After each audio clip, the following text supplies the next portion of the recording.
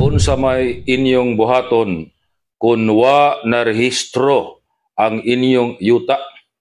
Ang inyo bang yuta kulurom?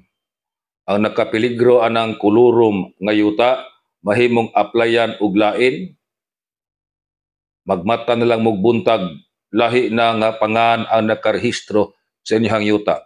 O dili ba kung kanang yuta kulurom mahimong embargohon sa gobyerno?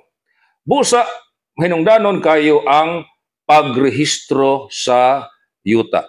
Unsa inyong buhaton para dunay rehistro ang inyong yuta? Mo-apply kamo og original registration sa inyong yuta. Applyan ninyo og original nga titulo ang inyong yuta. Mo-file na kamo og kaso ngadto sa korte para sa application for registration of title.